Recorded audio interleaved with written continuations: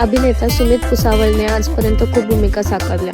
सुमित घराघरा पोहोचला ते म्हणजे बाळूमामाच्या नावानं चांगलं ह्या मालिकेमुळे. तसेच सुमितने लागी झालं जी या मालिकेमध्ये खलनायकाची भूमिका देखील साकारली होती. तसेच सुमितची चालू असणारी घरोघरी मातीच्या मालिकेला देखील प्रेक्षकांचं भरभरून प्रेम मिळतंय. तर आता लवकरच सुमितचा एक नवा चित्रपट प्रेक्षकांच्या भेटीला येणार आहे. चित्रपटाचं नाव सरगम असं आहे. हा चित्रपट 14 नोव्हेंबर 2024 प्रेक्षकांच्या भेटीला येणार आहे. चित्रपटामध्ये सुमित बरोबरच ऋत्विक केंद्रे, दिशा परदेशी, यतीन कार्यकर, रूपलक्ष्मी शिंदे हे कलाकार देखील या चित्रपटामध्ये झळकणार आहेत.